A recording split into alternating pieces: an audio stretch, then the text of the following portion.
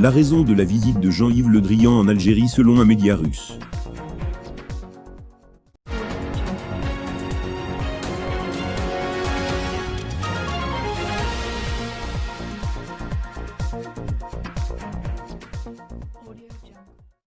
C'est en pompier que le chef de la diplomatie française a été dépêché à Alger, croit savoir l'agence russe Sputnik. Jean-Yves Le Drian a été chargé d'expliquer aux responsables algériens la position de la France au sujet de la libération des 200 islamistes, dont des terroristes, au Mali, indique le média francophone, en ajoutant que la Libye et la révision de la constitution algérienne étaient également au centre des discussions. Selon Sputnik, les officiels algériens sont en colère, si bien qu'ordre aurait été donné aux médias publics nationaux de couvrir, à minima, les activités du ministre français. Pour le gouvernement algérien, cet acte, la libération des 200 terroristes, NDLR, constitue une véritable menace sécuritaire, explique l'agence russe, selon laquelle Paris est considéré comme étant impliqué dans cette opération qui a permis la libération de 4 otages, notamment la Française Sophie Petronin et l'homme politique malien Soumaïla Cissé. Sputnik fait parler une source gouvernementale algérienne qui affirme que la situation est très dangereuse,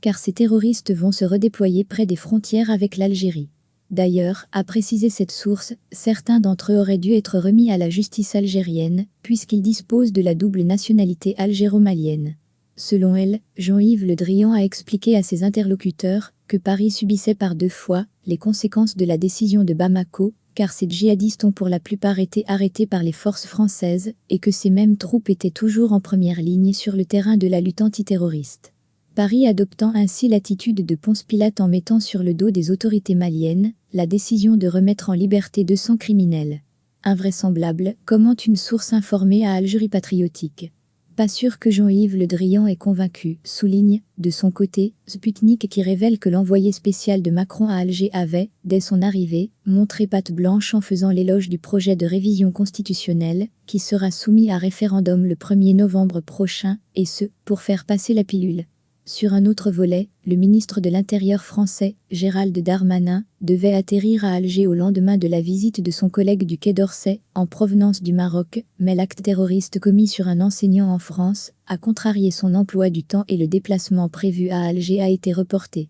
Selon des sources sûres, il sera question, lors des entretiens que Darmanin aura avec ses interlocuteurs algériens, entre autres, de la question des sans-papiers algériens mineurs, qui pose un sérieux problème aux autorités françaises.